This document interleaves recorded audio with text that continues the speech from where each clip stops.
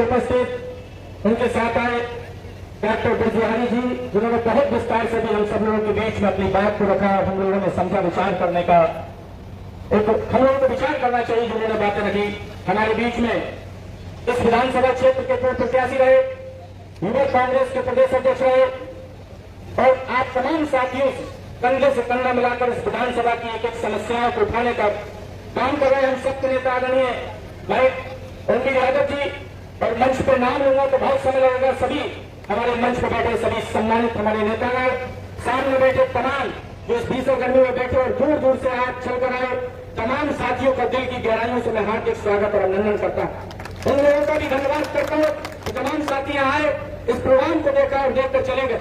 सांसद जी, सही बात यह कि लंबे समय के बाद यह कांग्रेस की कोई बड़ी मीटिंग यह आपके नेतृत्व में होने जा रही है, क्योंकि यह कांग्रेस संकोच नहीं मन से कहने में, सच्चाई है कि कांग्रेस में कहीं ना कहीं हम लोगों के संगठन में हम लोगों में कोई ना कोई कमियां रही, इसलिए क्षेत्र सबसे ज्यादा पिछड़ा था।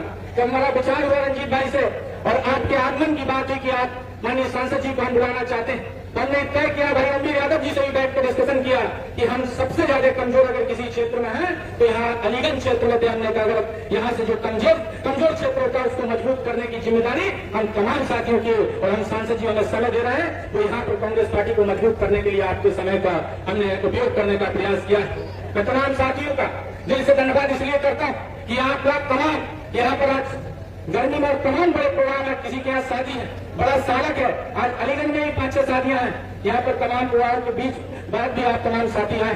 बात हो रही है संविधान बचाओ संवाद कार्यक्रम की, विस्तार से अपनी बात को सांसद जी रखेंगे, भाई ओमवीर यादव जी रखेंगे, लेकिन संक्षेप में 2 बात कहकर अपनी बात को खत्म करूंगा। किसी से छुपा नहीं, इस देश के अंदर, इस प्रदेश के अंदर चाहे जनपद बरेली की बात हो, लगातार भारतीय जनता पार्टी के लोग सिर्फ जुमलेबाजी करने का काम कर रहे हैं। आपने देखा होगा कि भारतीय जनता पार्टी की करनी और कथनी में कितना फर्क है। वो आपसे कहते हैं कि गैस के सिलेंडर की कमी नहीं, गैस के सिलेंडर की बात करते हैं कि हमारे यहाँ गैस की कमी नहीं है। हमने देखा कि यहाँ पर चाहे बरेली हो चाहे देश का किसी भी कोने कोने में हो, गैस का सिलेंडर की लाइन लगा हुआ तमाम लोगों को पूरा दिन बीत रहा है, लोगों को गैस उपलब्ध नहीं हो रही है। और ये भारतीय जनता पार्टी की झूठी सरकार कहती है कि गैस की कमी।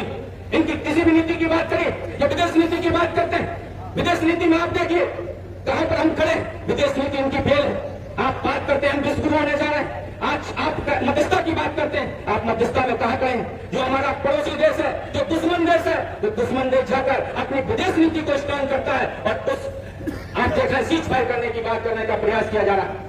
आप सोचने का विचार इनके मुताबिक, और मैंने कहा करनी और कथनी में फर्क है, आपको समझने की आवश्यकता है। आज चाहे दलित समाज के लोग हों, ओबीसी समाज के लोग हों, गरीब लोग हों, वंचित लोग हों, अल्पसंख्यकों में लगातार जुल्म करा जा रहा है। बुलडोजर के नाम पर कानून नाम की व्यवस्था को चरमरा कर इन्होंने इसको ठेवल करने का प्रयास किया है। कोई भी अदालत हो, कोई भी न्यायालय हो, उसको उन्होंने दरकिनार कर आपने बुलडोजर की कहानी लाकर इस प्रदेश में नई कहानी लिखने का प्रयास किया।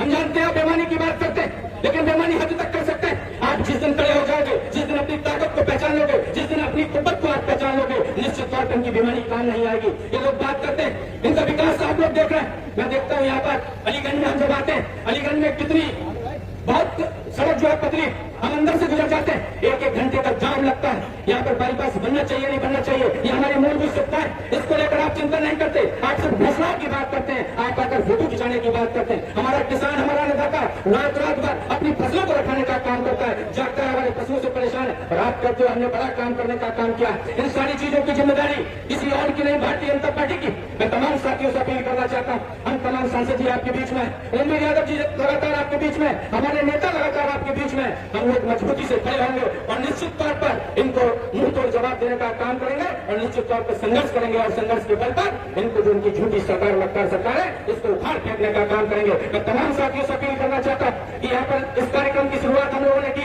इसका सिलसिला जारी रहेगा। हम गाँव-गाँव जाएंगे, तमाम साथियों के साथ मिलकर इस क्षेत्र में कांग्रेस पार्टी को मजबूत करेंगे और अपने नेता राहुल गांधी जो संसद के अंदर आंख से आंख मिलाकर बात करते हैं, मोदी की आंख में आंख डालकर बात करते हैं और उनका जवाब भारतीय जनता पार्टी की सरकार और मोदी के पास नहीं होता है। हमारे नेता आदरणीय राहुल गांधी जी जिस तरीके से संघर्ष करते हैं, हम तमाम साथी कंधे से कंधा मिलाकर मिलकर एकजुट होकर संघर्ष करेंगे और आगे बढ़ेंगे। निश्चित तौर पर मुझे विश्वास है आदरणीय सांसद जी के नेतृत्व में हम सब लोग मजबूती से आगे बढ़ेंगे। बहुत बहुत धन्यवाद। जय हिंद।